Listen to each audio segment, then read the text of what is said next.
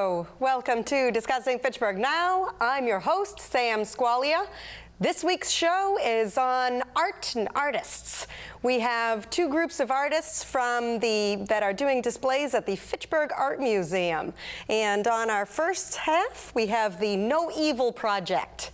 We have Troy, Allie, and AJ from the No Evil Project. AJ, you're the president, Allie, you're the vice president, and Troy, you're the creator and the executive director. Yep. All right, so the No Evil Project, that's coming to the Fitchburg Art Museum December 2018, and it's going to be December and January, January 2019. Exhibit, and that'll be in the community gallery.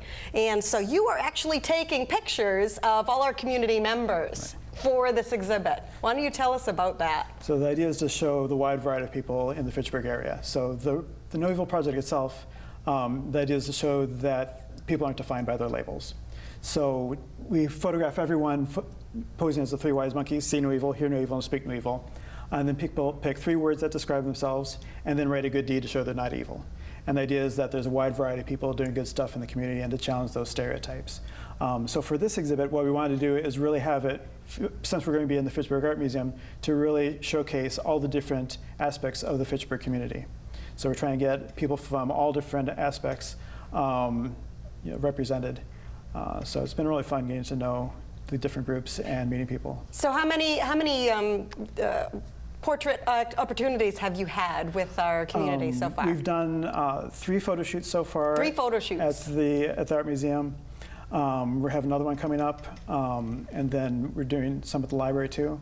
But we've also done, we're planning on doing other things with groups in the area, different specialty ones of our organizations that want to get photographed. Oh, so if you have a organization, a company where you have a lot of employees and you want to get them all, then they can contact you. Exactly. So, and to contact you, you go to the noevilproject.com. Yep. And you can see all your pictures. Yeah, we photographed over 7,000 people so far. 7,000 people since the project started. So you can see thousands of them on the site and get an idea what it's all about. And hopefully you'll want to participate and do it yourself, and you already have. So I did. I was one of the first photo shoots. I was at the art museum and I saw it and I said, I will participate in that. Yeah. So participation is an interesting question with respect to the No Evil Project. And when we got started, one of the ways that I contributed to the project is working with corporations. And what we found was that we were able to learn more about the people that are around us every single day. And they can learn more about each other. Exactly, exactly. The neighborhood that I live in, there are people that I see all the time, but I don't know anything about them. So my invitation on behalf of the board of the No Evil Project is for all of the members of the Fitchburg community to participate so that they can see the ways in which they're similar or the same as their neighbors. And from what I gathered from this experience is it really comes out in your checklist of the 3 different words that you choose. So everyone that takes a photograph chooses the 3 different words that describe them, that they feel they describe. Right. But there are, I don't know, how many? There's several hundred. Several hundred, yeah. I mean, you have everything from overwhelming list like now. Punk, I don't know, anarchist, I don't know, liberal, you have every adjective. Yeah. Everything from race, religion, politics to really controversial things like favorite sports teams and if you're a Mac or PC person. So. Yeah, PC. But I think that's, I think that's the really cool thing about the project is you are choosing your own 3 words, and there's something about the variety of 3. It's not just that one label that people put on you when you're walking around the world, but it's 3. So it's not everything about you, but it's a kind of a window into who you are, and it's also very interesting, especially when you see it in an exhibit like the one at the Fitchburg Art Museum, is to see who chose labels that were similar to yours, or how are people choosing to put labels on themselves that you may not have thought of. Who are the people who are deciding to put themselves as mother? Is that what you think a mother looks like? How is their interpretation of being a mother different? And that's just one example. So as AJ was saying, I think it's really great to see what our community is, how they define themselves, and things that we might not see just by looking at them. And have you found any trends in the things that people choose, maybe compared to a stereotype that they might, you know, that someone might automatically assume that they might be that word versus what they choose for themselves? It's really interesting because part of the main part of the project is to get people to talk about these kinds of topics. Everyone is so concerned, and, you know, about talking about differences these days, for and about offending someone, things like that. But if you don't talk about these labels and the differences, you don't learn about them. So then all you have is the stereotypes. So part of it is to get people to talk about these things, and people pick three. You know, obviously there's more than 3 words that that you represent. So the fun part for me is seeing what words people choose, because sometimes you know, I don't want to pick that word because that has some stereotypes on it, yeah. Or I'm going to pick this one because everyone thinks I'm this one and I'm not. So I'm doing this one to show that they're wrong. Right. And that whole process of figuring out which ones you want to share and be known for, you're defining yourself. But it also gets you thinking about, you know, the biases that you might have and how other people, you think about how other people may label you, and your own biases. So it gets that conversation started, but in a more introspective kind of way. And so that's, people, you know, I have the great conversations with people of like, you know, why did you choose these kinds of things? And it's not always what you expect people to choose. Right. And speaking on that, not expecting, to answer your question regarding the trend, is that the trend is the opposite. So what I'm seeing, of what you'd expect. Exactly. So Probably, it's the opposite yeah. of the expectation. And for me, working with the project since its origination, it's opened my eyes to the ways in which I used to be and continue to grow to be less subtly judgmental. Right, how you judge people. Yeah, right? Like so the hippie or nerd Yeah. or whatever. And it's becoming this evolutionary education for me. So looking at photos, like for example, Sam, I don't know what your 3 words are. Can we pull up my picture? Okay. Can you pull up my picture on the screen? We'll see what my 3 words are. Okay, so working mom, optimist, politician. Yeah, those How cool is that? So my 3 words are singer, advocate, and foodie. Oh, advocate. That's So a good knowing that I'm interested in advocacy and I'm interested in food, there are 2 guaranteed and enjoyable conversational opportunities with people that see my photo set on our website. Oh, definitely. Instead of, for example, people who meet me and maybe decide based on one attribute of my outward appearance and lead them to decide not to talk to me. So the possibilities that this project... To connect with each other. Exactly. Exactly. The possibilities to connect become limitless because Troy, in addition to being my personal photographer and one of the best that I know, he's also a technical genius. So our site is designed where each member has a profile where they can... And it's so easily searchable with your own name. Yeah, Just so you can find yourself. search for your friends, you can search for people that have the same name, or you can search for people that have the same label. Can I search for the same city? Yes. So I can search everyone in Fitchburg? Exactly. Oh, that's pretty awesome. And if you decide that your top priority isn't optimist, and you decide that you want to be found in a search with me and decide that you're going to add foodie, you can log in and change it on your own. Oh, that's nice. So as things change, as life changes, your relationship with our group also can change. Yeah, because I found that to be the most difficult part. Taking the picture, that took like 20 seconds. That's the easy part. But the picking of the labels, that took me probably 10 minutes. Because I'm like, I don't know. Ooh, this is a contender. It took me literally 10 minutes. I was at an event recently and ran into a woman who said, oh, I already had my picture taken, but I haven't finished the profile process. And I said, oh, can I help you out? And she provided me, she had it on her phone, I believe she had the email, and she looked it up. And it had been perhaps a year or a year and a half. Before she picked her? Before she had picked it. And she was coming to me, and she said, and I said, well, here's the login information. You can still go home and do it.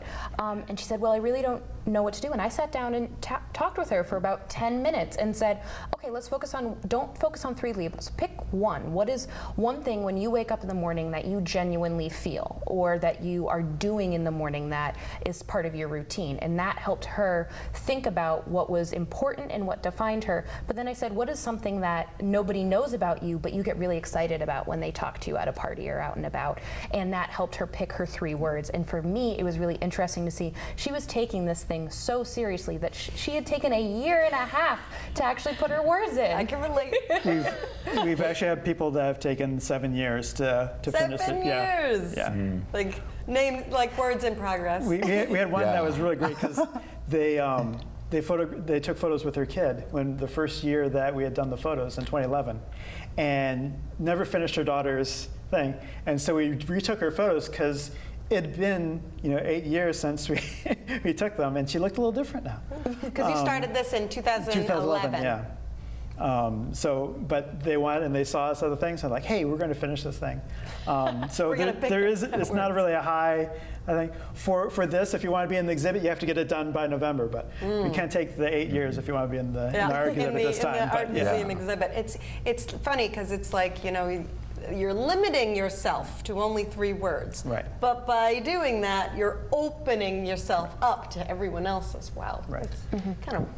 We've served high school populations where students have taken the opportunity to share vital bits of information about themselves with their school community. Like topics regarding their immigrant status, topics regarding their sexuality, topics around really, really hot issues that fall under bullying. There were some really tough like depression and abuse and things like that. And they told us that, because we talked to them like, this is high school, right? And these are going to be public. And I remember when I was in high school, you wouldn't talk about this kind of stuff. Right. And they're like, well, some of our friends don't even know about those words. But if there's other people in the same boat that we're in, they wanted to know that they weren't alone. So this is another opportunity to break stigmas as well. And just bring people together, because maybe you don't relate to one of the labels on there and you have negative stereotypes about them, but all of a sudden you relate to one of the other labels, or their good deed and what they've done. Or they're like, well, they look like a friendly person, but I didn't think they would be from this label. Yeah. Oh, the good deed adds a whole other dimension too. Right. Yes. Because that is, you can choose a sentence or. Yeah, and we don't say, well, that's not good enough. You got to go back and come up with something else. Right. It's anything you want. We've got everything from saving a life to rescuing worms from a puddle after a rainstorm. That's good. But there's usually, when there's negative stereotypes, it's like one person from a group does something negative, and so the whole group gets tainted negative. And part of the original thing of the project was, why can't one good deed be the thing that categorizes the whole group? So it's just kind of turned it on its head like that. And so our opportunities for the community to join in the No Evil Project and be a part of the exhibit, that's Friday, July 27th. That's during Free Fun Fridays at the Fitchburg Art Museum. So you come and get your pictures taken and get a free admission to the museum. Yeah, it's free admission to the museum. You can be part of the exhibit. So that's 10 a.m. to 4 p.m. at the Fitchburg Art Museum. And then the next opportunity is going to be at the Fitchburg Public Library. Yep, on the 31st. And that it's Tuesday, July 31st from 10 a.m. to 5 p.m. at the Fitchburg Public Library. And you'll do kids, you'll take a picture of everyone. Yep. And if you go to the website, you can see the list of all the upcoming events, because we'll keep on adding more too. And we have ones in other towns too. So if you're in the Fitchburg area, but you can come to one of the towns or in Worcester or anywhere for public ones, you can still do that and flag yourself as a Fitchburg person, and you can be in the exhibit. So. And if you have a company or a group that you want to be involved as well, then you can go to noevilproject.com and email you. And we're still looking for sponsors as well for the exhibit. Sponsors. So, So do that. It's sponsors for the Fitchburg exhibit. So you go to noevilproject.com and you can find more information to get involved in this awesome project. And for those who already have an official photographer like Troy is mine, we do accept photos to be submitted by photographers, or even there's a set of instructions for the selfie masters that are in the Fitchburg community to create their own photos. So how do you do it yourself? So you go to noevilproject.com and you follow the instructions to submit your own photos. Do I need a white wall? So you get to choose a background that you like. However you want. And as you click through our gallery of photos, you'll see that there's a not all variety white of walls, backgrounds. Yeah, there's a variety of backgrounds. So yeah. So we Oh, have, yeah, I see. Those are all ones Yeah. I took, so they're all. Yeah. But people do take their own. Unless you're a contortionist, you really do need to have a friend or a tripod to help with doing them, because you can't hold the phone and do the things. So now, what is the significance of the see no evil, hear no evil, speak no evil? Mainly, it was a way to kind of make the topic a little lighter. I've always loved the Three Wise Monkeys, and just the whole idea of doing good in general. That my philosophy is everyone can do something good, no matter what their the labels themselves are neutral. And so there's good in everyone. Even if you don't agree with them, you can disagree with someone completely on a particular topic, but they can still be doing good stuff in their life and helping others in the community. So it's just a fun way to do the photos. And I find a lot of people, even people that don't like having their photos taken, because they don't know what to do with their hands. Right. And all that If kind you're of stuff directing like that. them, they'll. I just say cover your eyes, cover your ears, cover your mouth, and they do it, and they're done, and they have fun with it. And people get really creative. You can mean props. People have covered their mouths with a skateboard if they're a skater. That's the best good. one we've had so far is posing with a grand piano to cover their eyes, ears, and mouth. So you can find that in the exhibit. And Posing with a grand Yes. piano, Yeah. like a little. no, like full a- grand piano. No, Like actually, standing a behind it? concert Yeah. grand piano. Yeah. I believe it's about 12 feet long. That's interesting. And it's actually it's a piano that lives in a famous concert hall in Massachusetts. Oh, cool. So you can have fun with it and get creative. So feel free to bring props to the photo shoots if you want, or do them yourself. And We also have a member who used multiple sets of hands to cover her Like eyes. lots. Oh, Yeah. that's interesting. we also had someone that posed with a paper bag over their head because they didn't want, because they were very concerned about privacy. So we are open to So you're open to all sorts of different things. to everything, Yeah. really. As long as you do the 3 poses, that's pretty much the only qualification. Ah, So nice. we have fun. And so you've been doing this since 2011. Yes. And what prompted you to start this project? It started in 2011 with the presidential elections, with all this us versus them with race, religion, and politics. And I have a very diverse group of friends. I have a multiracial family. And so, part of it, I wanted my daughter to grow up in a better world. But people were So in just a getting divisive political climate, you were everyone like, was so just I have to do something. so concerned about, you don't want to talk about these kinds of things. And it's like, we've got to, we live in a world where we're exposed to all different kinds of people now. It's not like we're in a neighborhood and we don't have to deal with anyone that's different from us. That's the world that we live in now. And so this way, it humanizes those labels. A lot of times people aren't exposed to people of these differences. And so they have these negative stereotypes. So this kind of makes them, friendly, the silly poses and stuff. But mainly I just wanted to start conversations. And humor has historically been a great way to start conversations about difficult topics. That like the Amida Muslim community that we have here in Fitchburg, they host a coffee hour every Saturday to get people to come and talk and just meet a Muslim. Yeah. And their goal is to just break stereotypes, to say, we're people too. It's this experience. We're just like you. We just have this is our religion. Yeah. Right. And so this And it's that experience and finding commonality that commonality. it's just exposure. And I think that one of the really great things about this project is, even though you might not meet everybody who's in the project, take too long. that would take way too long to have a meaningful conversation with everybody. For 7,000. Just 7,000 of your closest friends. But you're putting a face to those labels, and you're putting a face to those good deeds. So as you're saying, that exposure and having conversations with people is so meaningful. But when you see a big exhibit like this, especially like this community exhibit, you're saying these are all people who share the common idea that they all are from Fitchburg, and they all decided to pose like these silly wise monkeys and be a little bit ridiculous, but also to share something really personal about themselves.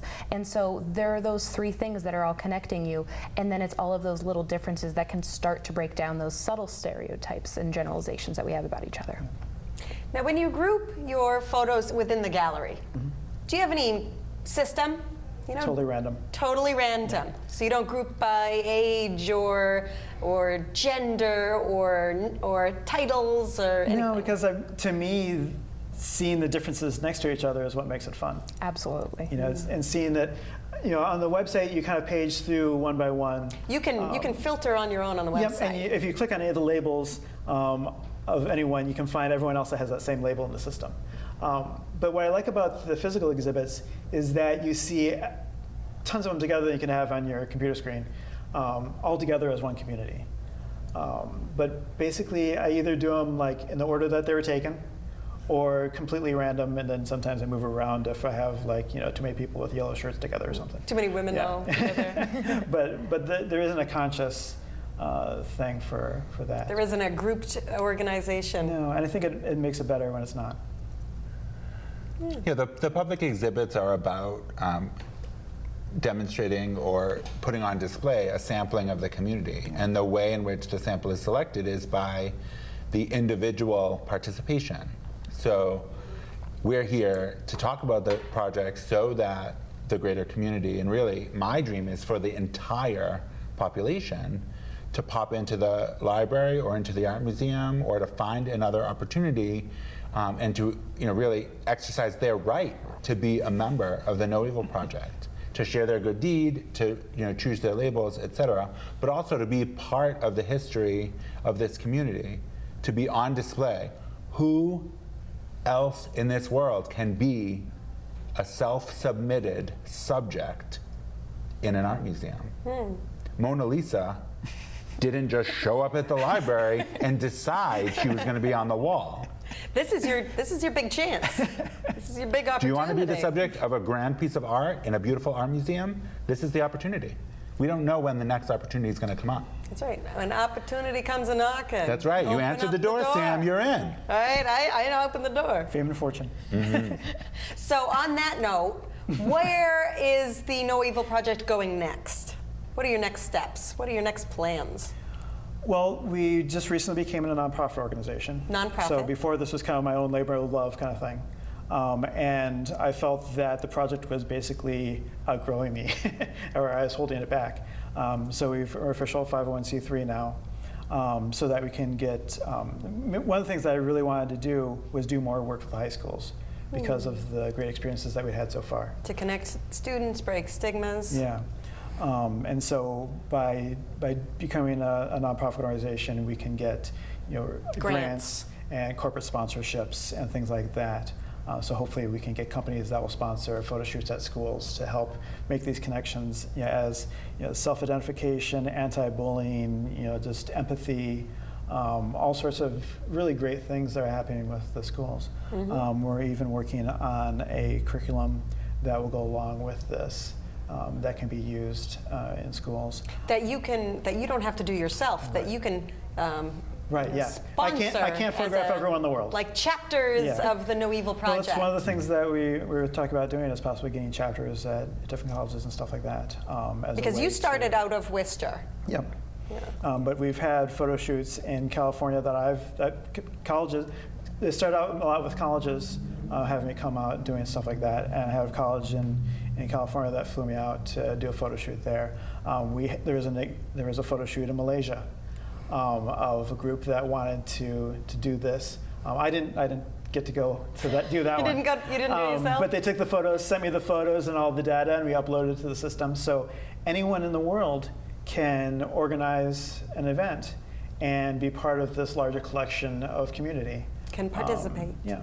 And I may be wrong, but I'm remembering that the event in Malaysia was an annual meeting of a global collective of powerful women. Yep. Yeah. So it's the Pan-Pacific and Southeast Asian Women's Association. That's a mouthful. Yes.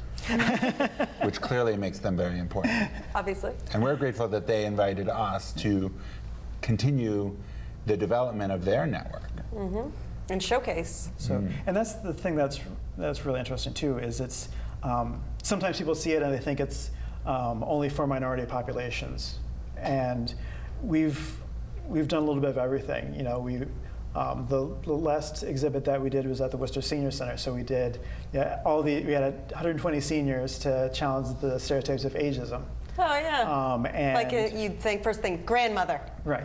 Right. And some of the stuff that people wrote down was like, you would never expect someone, that age doing that kind of thing. Right. And it was just great stories with them and stuff like that. But we also do tattoo festivals. The stereotypes of people with tattoos. I mean, you get some awesome photos. So everyone is labeled in some way. So, and part of what I think makes this work. We have a judgment that we do, like you said. We had a guy that wasn't into all of the different stereotypes of minority and things like that. And he was pretty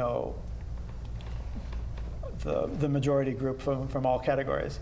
And he was like, well, this is kind of silly. And then we started talking, and we found out that he was stereotyped because his wife was younger than him. Or things like that. So everyone, and then all of a sudden he could relate to these other people that he couldn't relate to their differences before and the stereotypes against them. But because everyone is labeled in some way, and just kind of made him able to see that kind of thing and relate to these people more.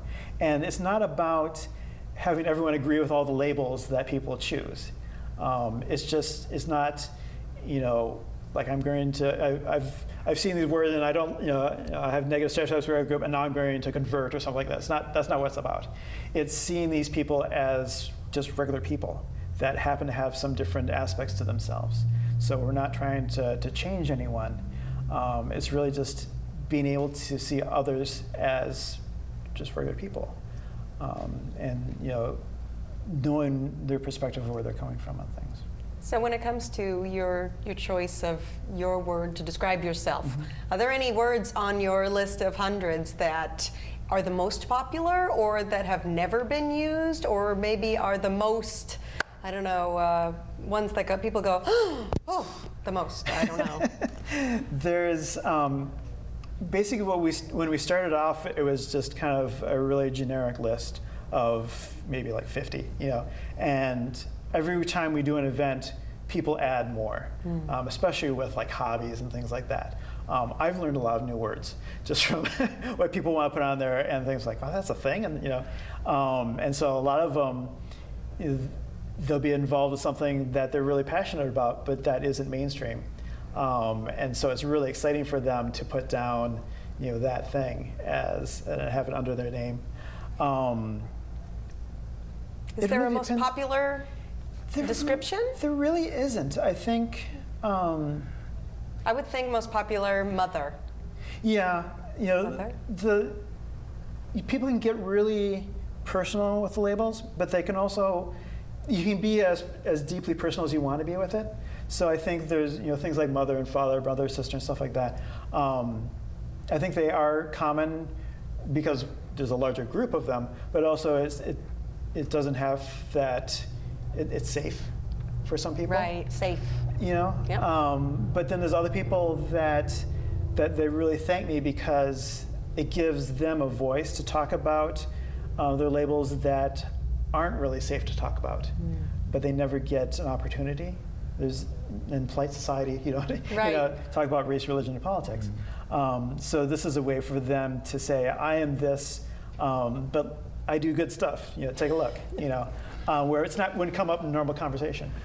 When we do, we do things like pride festivals and stuff like that, and so at those you get a lot more, ones related to sexuality and things like that. When we do the Juneteenth festival, more of them are related to race and things like that. So I think it depends on the event that we do as well. Who you're with when you're doing it. Right. And that also has a lot to do with it, is it's about where were you when your picture got taken? Right. Because if you're at a Pride festival, I might not decide to put queer down, but if I'm at Pride and I'm celebrating my queerness, and my picture is when I'm all done up for Pride, I'm going to put queer as my label. But if you caught me at the art museum, I might choose word and didn't include queer. And a lot of it has to do with what you're feeling with at that point in time, and how you've decided to dress that day, because we're just most of the time we're just catching you on a whim. We're catching you on your normal day. It's not like a planned photo shoot for a magazine that you've gotten dressed up for. It's you authentically you on that day. A lot of times when we're at festivals and stuff like that, they don't know we're going to be there. Yeah. So, Right. so they're all, they're in everyday clothes and stuff like that, and they're like, well, I'm not dressed up. I'm like, that's the whole point. The whole thing is how you are normally. It isn't, the special thing that you put on to try to be someone else. This is you kind of photos. What's interesting is there are certain words that, as I've looked through the list, and Troy assigned me with a project before I joined the board where I had to select a group of labels, far more than 3, for a representation of me that he put into print. And I was looking through the list and I realized that there are so many labels that define me. And a large percentage of those labels are things that I don't talk about on a regular basis. Right. So or things that you might not want to talk about. Right. So there's some things that I'm really proud of, and there are some things that, better left unsaid. With respect to those that I am happy to talk about, it refreshed my passion for some of those things. And one thing that I was thinking about is, we were talking earlier, like a mom, for example, may not put mom when she has the opportunity to list that she's an opera singer.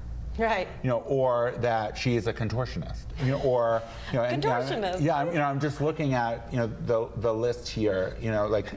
Some that look at softball player, straight edge, libertarian, roller derby, roller derby. And also within our list is almost all, as far as I'm aware, of the invisible medical issues that some of our family members and some of our neighbors are enduring with vigor and strength on a daily basis, and we don't know, for example, that our favorite coworker, and just switching like from the neighborhood to the workplace, whatever, we don't know that our favorite coworker has lupus. Right. We just notice that once in a while she seems a little stiff, but she's super fit, so I think, oh, maybe she just overdid it at the gym. We don't know that she has a chronic illness. So it's a door opener. The label choices are door openers as well. Way to connect with each other. All right, so the No Evil Project, you can find more information at the noevilproject.com. You can go to the Fitchburg Art Museum on Friday, July 27th for Free Fun Fridays from 10 a.m. to 4 p.m. And you can go to the Fitchburg Public Library on Tuesday, July 31st from 10 a.m. to 5 p.m. And you can be involved in this community art project that will be coming to the Art Museum in December of 2018. All right, anything else we'd like to add? No, that's great. Thank you very much. Thank you so much for coming on, everyone from the No Evil Project. We're going to take a short break, and then we'll be on with artist Howard Johnson.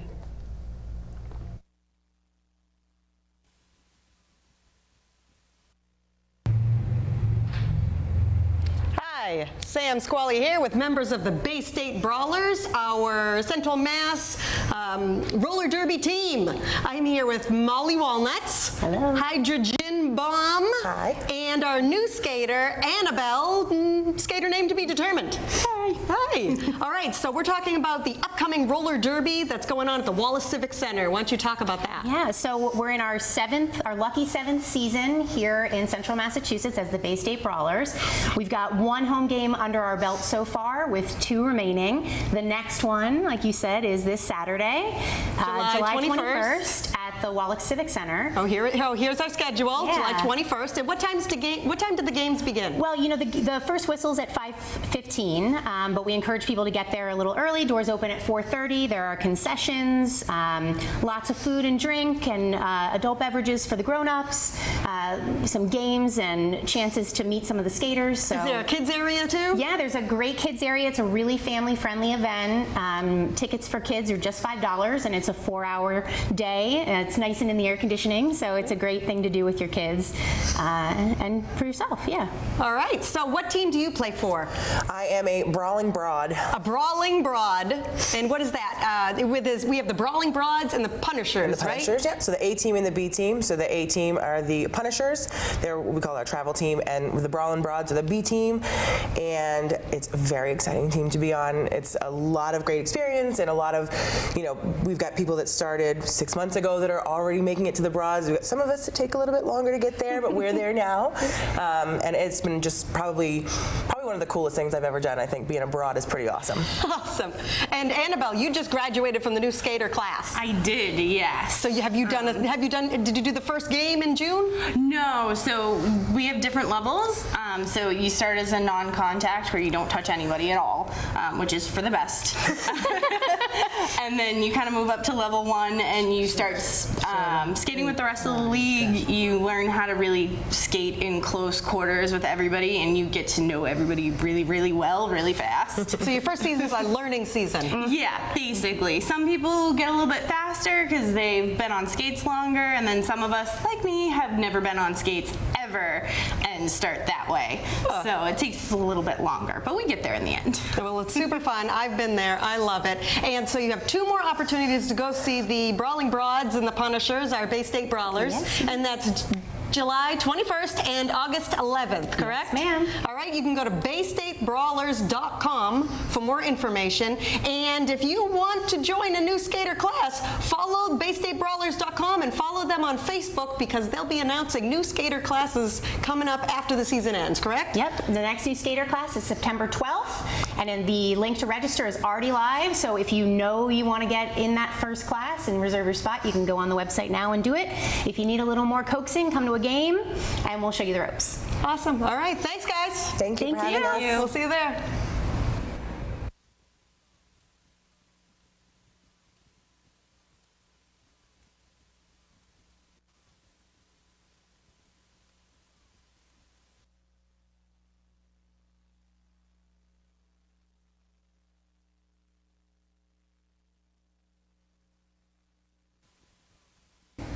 Hi, Sam Squalia here with Troy Thompson and Allie Kane of the No Evil Project. That's coming to the Fitchburg Art Museum December of this year. Troy, why don't you tell us what the No Evil Project is? So basically the idea of the project is to show that people aren't defined by their labels.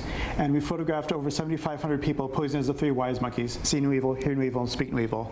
And everyone picks 3 words that describe themselves and writes a good deed to show they're not evil. So the idea is to show there's a wide variety of people doing good stuff in the community.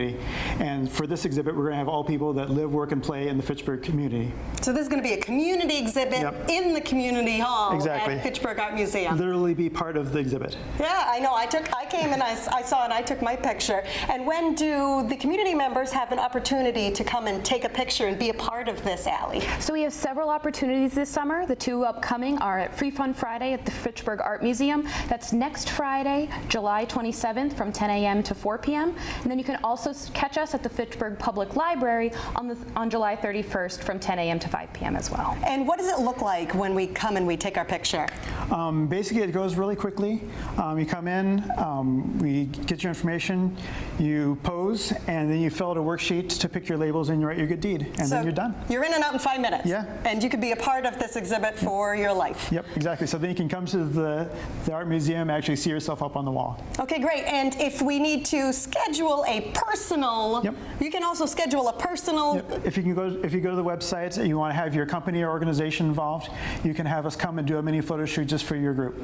And for that, you can go to noevilproject.com.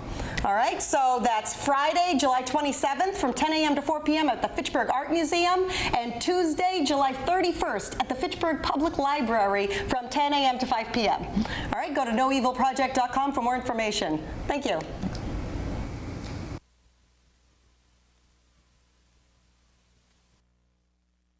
And welcome back. We're doing an artist show here on Discussing Fitchburg Now. I'm your host, Sam Squalia. We have Howard Johnson, our solo artist at the Anson Gallery at the Fitchburg Art Museum right now. Welcome. Thanks for coming. Thank you. Yeah. So you are a artist from Worcester. Yes. So you're fairly local. Yes. Pretty local. And let's see, your Phantastrophies, that's the name of your show. You can see that in the entire gallery at Fitchburg Art Museum. And that's going till September 30th. September 30th. Yep. And you also have an artist talk. You can see Howard talk about his art right in front of it. August 5th at 3 p.m. at the Fitchburg Art Museum, right? Yes. Yeah. Oh, and can we pull up this slide so we can just get this artist talk so everyone can see that? There we go. And Nick Capasso will be there, the director of the Fitchburg Art Museum, yes, who's fantastic. All right, so let's talk about your exhibit right now, Phantastrophies. Yeah. What is that, and what inspired it? Let's start with the inspiration. It's part of my main broad-based concept of the Alien Dispensation series, you know. Alien? Dispensation. Dispensation. Yeah, which is based on John Nelson Darby's dispensationalism, where the deities have shown themselves over a period of years. They were, you know, a dispensation, so many dispensations. I forgot how many exactly there were. You got, some people say 4 or 5, some play a dozen of them or something like that, where the deities visit Earth every so often, you know. Well, like the Messiah. The Messiah, the change of the Messiah, or God steps in and, you know, here and there. Or Jesus Christ. Yeah, Jesus, any return, any type of deity, that type of thing. I spent time in Israel, so I studied a lot of this stuff. But I switched it around. I did my own content. I took it also from the Ancient Alien series, which I've been involved in for a long time. Whether I believe it or not is another thing, you know. I think some of it's a little bit too far-fetched, you know. And I've been to Egypt, and I've been to those places there. Where it's told that the pyramids come from the aliens? It doesn't make any sense. Pyramids were originally very smooth, yes. They were covered in alabaster, and they had a capstone on it. And at one time, but you know, they were very slick, and you know, it could have been built by anything. But once you get inside them, they're very crude. It's just a bunch of long, crude passageways and things like that. So you've walked inside the pyramids? Yeah, I've been inside. I've been up to the Great Chamber, the King's Chamber. It's yeah, and there's an alabaster coffin in there. Nobody really knows what they use the pyramids for, so there's all sorts of conjecture about it, you know. But I took it from the Ancient Aliens things, rather than, and also rather than the deity, I switched it around to extraterrestrials, where, you know, the Bible is just a documentation of alien intervention throughout life. If you look through the Bible, it's loaded with hallucinations, you know. Yeah, if you read, you know, Ezekiel, you can read Ezekiel, Jacob's Ladder, all those type of things. Paul on the road to Damascus, it's all about visionaries, you know. Visionaries. Yes. Can we pull up on the screen an example of the artwork that we have on display at the Art Museum right now? We see yes, yes, this is good. Yeah, here we go. So what is this piece? So this does look very alien. Yeah, it's kind of most of my stuff is kind of goofy. It goes from one extreme to another, you know. Things are not made to make sense in these things. What's the extreme? It can go from very serious, from goddess worship to deities to UFOs, just to plain to Saturday afternoon comics, you know. Yeah, this particular one. Yeah, like that one. That one I'd say there, right? This one looks human. Yeah, the ether bunny. Oh, what is it? Yeah, the ether bunny. Ether bunny. Well, you know, the ether is it's a concept. Yeah. The ether is the everlasting, is the eternal. Is that? Yeah. Well, the ether is it's the space in between space and things like that. Yeah, it's the void. But suppose there's no such thing as a vacuum or a void. All knowledge is supposedly encapsulated in the ether, and this is what alchemy and everything, alchemy, magicians, religions in general have been trying to do through centuries, is tap into knowledge like that. And it's mostly a quest, you know. Most of this stuff was written by magicians, priests, alchemists, and that, and it was basically the quest for eternal life, or the Grail, you know. There's a lot of Grail mythology in this because I work in vessels. The Holy Grail? Yeah, well, the pagan version of the Grail, the goddess. You know, there's a lot of goddess worship in all these. You know. So Nick Capasso wrote a really fantastic description of you and your show, and I'd just like to read some of it. Howard Johnson, a lifelong resident of Worcester, Massachusetts, is one of the most original and distinctive artists working in New England today. His artwork has often been described as visionary, and indeed, he has spent his entire career creating images of things that most of us could never see or even imagine. Johnson's visions are informed by his deep interests in avenues of intellectual and creative pursuit that attempt to understand, or at least describe, phenomena at the furthest reaches of human comprehension: myth, legend, religion, occult, and arcane philosophical systems like alchemy, science fiction, and fantasy, and the search for extraterrestrials. So that's definitely all that you've just described right here. Yeah, and I try to combine it in things under 3 feet. When I do things under 3 feet, it makes it very, that's just a logistic thing. You know, when I was shuffling. Like drawing? Yes. Yeah, under 3 feet. Yeah, So it was logistical in a way that you can get it around, you know. I mean, if you look at some of the great pieces of artwork in the world, if you go to the Louvre or the Orsay or the Prado and that, and you see some of the great pieces, like Persistence of Memory, for example, the Dali piece, it's not very big. It's only about that big. Mona Lisa's only like 2 or 3 feet wide. Right. Yeah. So great works of art don't need to be no, they don't need large. to be big. You know, even you know, things like the Garden of the Lights is a 3-panel piece. It's not that big. You know, big painting is a product of the '60s with the pop art culture, with Rosenquist and Klaus Oldenburg and things like that. They when we had taller ceilings. Yeah, they put things. Yeah, they could, and it's also a takeoff on. And it was basically advertising. Billboards, reduced billboard-sized painting. Then it got moved over into the '90s, where Julian Schnabel and Kiefer and that, who could make the world's biggest painting, that type of thing.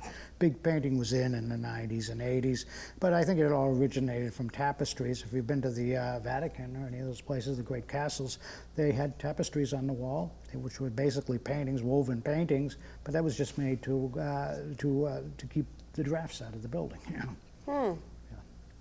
So this is my comment. My whole thing is, you know, I got to keep it portable because I got to get around if I get called.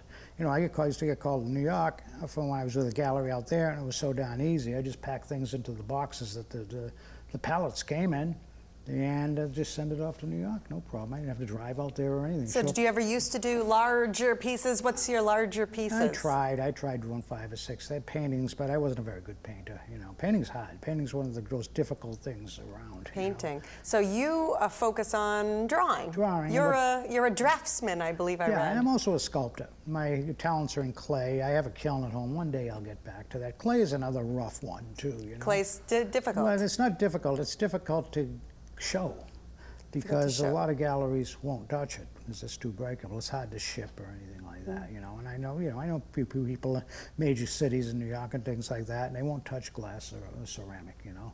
They want the responsibility of it. It's just so easy to break, you know. So how long have you been doing your artwork? Oh, I started taking it seriously in the late '70s and during the punk rock era. I started out in the '60s. Probably around '67. Well, I flunked out of high school. I wasn't very good at anything, you know. And plus, it was the '60s too, you know. Grateful Dead's playing, Jefferson Airplane, Joplin, you know, Hendrix, who I've seen them all. You know, they weren't famous yet. They were just college band. They were just playing at Clark University. They were playing, you know, they were just small club bands at a time. But of course, I'm not going to show up for school the next day, you know. So I flunked out of high school, and I got, you know, I said, I got to be doing something. I got drafted, Vietnam War.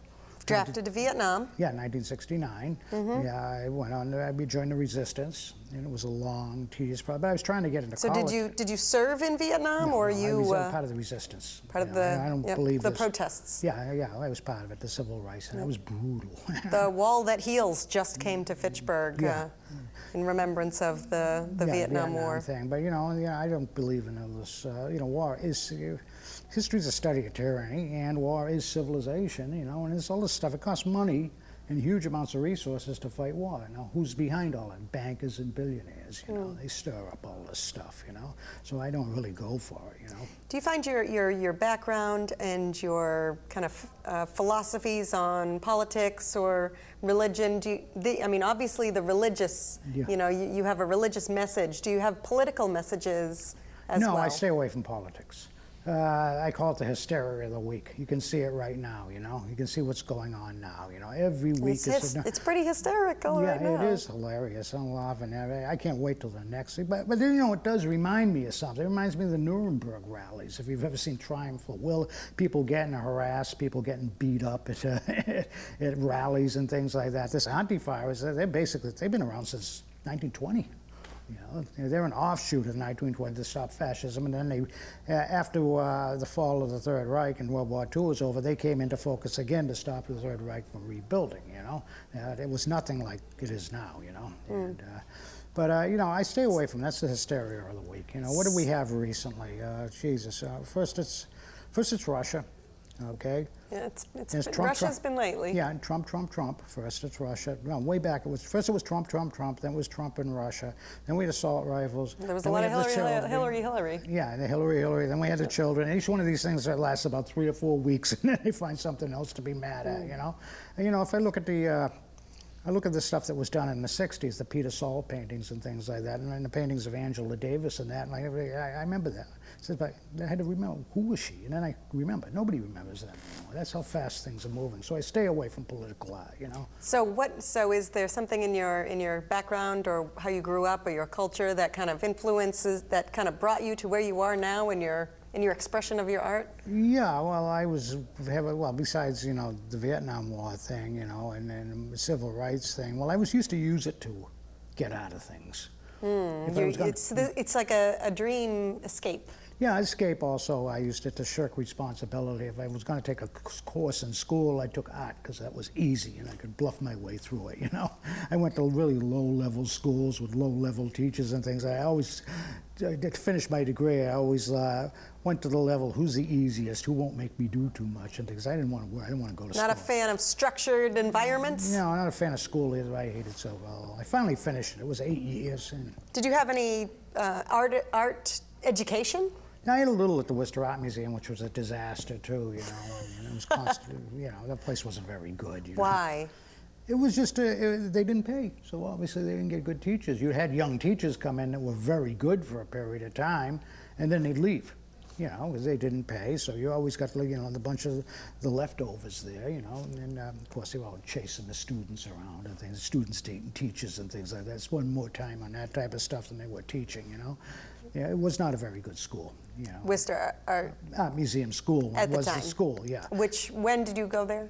I think I started in 1969 when I was trying to get out of the draft, and I finished finally in 1972, and it was out of a disillusionment in the 60s. You know, I went to school and, you know, I saw this fantastic period going on, and these people with their fancy hair and their Nehru, they could afford Nehru shirts. Those were $15 back then. I couldn't afford a Nehru shirt, you know. And they're living this glamour bohemian existence, and all of a sudden I came to the realization, these guys aren't going anywhere, you know. They're all broke, you know, anything like that. It's just a big charade. And I said, well, I'm kind of mechanically inclined. I'm very good, you know, I was very good with my, you know, mechanically. I was one of those kids at school, once you try to learn a trade, you're not very bright, you know. But I was good with my hands. A lot of people learn and work with their hands better than they do, you know, by taking in visuals. Yeah, so I went into communications at Worcester State College. I ditched the art major and went into communications. I got a background in optics and ended up working in the computer industry for 25 years, you know. I started out in Norton Company and moved up to digital, but it was tough. I had to do my artwork and everything like that. So how have you developed your artwork from the beginning to where you are now, and how has it changed? Small steps. Small steps. Has it changed? Yeah. I did the Band-Aid drawings. Those were the first ones that were. What are Band-Aid drawings? They were black and white drawings. A lot of goddess. Like pen and ink? They were done on Band-Aids, mounted on vellum. Literally Band-Aids? You mean like the band? Oh. Yeah, I've got some pictures of them at home. They're in storage at home. And so very small pieces of art. No, they're big, but the Band-Aid, you know, I use those big giant Band-Aids. Okay. You put on your knee, you know. All right. Okay, I sealed them on paper and I drew on them. I created UFOs out of them, and I built these mothership series, you know. And everybody said, why have you got breasts? You got UFOs with breasts and birth channels on them and things like that. And I says, what do you think they call them motherships for, you know? And, yeah, and so I developed this goddess worship Grail type thing, UFO. Then I joined over. Really different ways of seeing different things. Yes, and then I did, the second series was I got in trouble over. And what was that? It was the G-string for theophany. I took Max Klinger's Fantasy of Finding the Glove. Max Klinger said, if you look that up, Fantasy of Finding a Glove, it's almost Grail mythology with this glove. They trace it through history. It gets lost and found and lost and found. It's a glove. Well, I used I used strippers G-strings. I cut them up and I mounted them on Mylar, and I worked them into different things, and I built UFOs and various architectural shapes over the G-strings. And you got into trouble with that one. I get the death threats and everything like that. Death threats? Well, what happened was... well, if you're not pushing an envelope... I got the grant money, the big grants, over 20,000. Then it moved over to sales. It came up to over three of them in a row. It came close to $30,000. Wow! And it hit the pay. I got the 2 MCC grants, and then I got a smaller one, and then it came close to $30,000. A couple of other ones, and it hit the paper. And they said, what made you get into going to art in the first place? I said, well, I was just trying to get out of the Army. I said, I was just taking easy courses and things. I was just drafted things like that. Of course, I'm not here to inspire you. Yeah, so that whatever they call it, that evoked the fascism in everybody. Like most people are fairly easygoing. You know, they're fairly honest, easygoing, the majority. But you know, that's what William Reich said. He says they're fairly easygoing, fairly honest, but if you want to provoke somebody, take a shot at their religion or patriotism, and you'll see it. Say don't talk about religion or politics. It takes it right out. You'll see it come right out. I get the death threats, but I didn't pay much attention to it. Yeah, you know, most people are all talking. You're still here. Most people jump up and down, rant and rave. You know, but when it comes down to acting, they're just too lazy to do things about it. You know. So. Do you have regular collectors of your art? You said you're in a gallery in Boston, a regular gallery, and you do have collectors that are always looking for your latest piece. Yeah, not recently. You know, the art world is kind of in the dumpster right now. I have a. Was the art world ever big and booming? Oh yeah, it was huge. Well, the art world in New York was primo, and the art world in Boston was primo at one time. You know, yeah, we had a ball. You know, I had 25, 30 years of glamour. I mean, I think it's kind of over now. It's going to regroup itself. I have my own theory about it. And with the gentrification of the cities and the price of running galleries, art is just plain out of vogue. People aren't buying it anymore. Do you ever adjust your art based on trends in the art world? Not really. The only thing I went to transition of was from black and white to color. That's what this is about. And this is colored pencil? It's colored pencil, and it's this type of crayon called Crayon d'Arche. It's a French crayon. It's very expensive. It's like $20 for a little box of them. It's what makes it kind of look waxy. Yeah, it's close to paint. It's very, very, a lot of pigment to it and very dense, and you can't erase it. And it's not like Crayola. It's more close to it. It's almost grease stick, but not as greasy as that. But it works close to paint, and that's what I'm looking for. You know. And what are the feelings that you'd like to, what are the messages you'd like to put out, or the feelings that you'd like to come out of everyone that comes and sees your art at the museum? What you're driving towards at an exhibition is you want that wow factor. You want people to be like, oh. Yeah, you want the wow factor. And if you don't get the wow factor, or how did he do that, the exhibition's basically a failure, You see them all the time, They're just empty, They just miss it. It's just not there, or it doesn't deliver. It's like bad music, Yeah, and that type of thing. So you're looking to wow them, and that's what the galleries want. And if you can't wow them, they don't want to be bothered with you, So you're looking for the wow factor. The wow factor, yeah. You got to wow them, How many pieces do you have in this exhibit? There's 55 of them. 55. 55. How long did it take you to put together? This is probably 2013, since they had 5 or 6 years to do it. I do every 6 weeks. I turn out one big one, and maybe 2. If I'm doing good, I'll do 2 small ones out. 2 of the small ones out, which are maybe 1.5 small ones out every 6 weeks. So I don't really need to produce as much. I was going to slow down a little bit right now. I don't have to be up at 4:30 in the morning anymore. Because you're retired now from your computer job. Computer job, yeah. I went into business myself after digital shut down after 1998, and the stock market and everything like that. We were investors during the .com and everything. A lot of us came out pretty damn clean, Well, insider trading wasn't illegal back then either. I watched The Wolf on Wall Street. Yeah, that's what I know from that. That's hilarious. Yeah, well, I love that movie because you're not supposed to believe it. Yeah, that's not true. He was a pathological liar.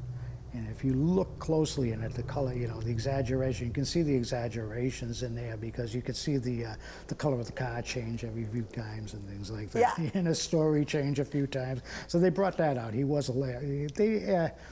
There is a good program on him. I forgot his real name, but on that scoundrel shows that are on TV, they go through them and everything like that. This guy was a total psychopath. He just did not learn, All right, so you can go to the Fitchburg Art Museum, and that's until September 30th. Howard Johnson's solo art exhibit, Phantastrophies, and you can hear Howard do an artist talk on August 5th at 3 p.m. And that's just the cost of the admission of the Fitchburg Art Museum. Thank you so much for coming on, Howard. And to find out more information, you can go to 8thring.com. That's the number 8, THRING.com, and you can find out more information about Howard and all his work. Thank you so much for coming on. Okay. Yeah, it's great talking to you. Okay. Okay, all right. This was Discussing Fitchburg Now, and we'll see you later. Thanks.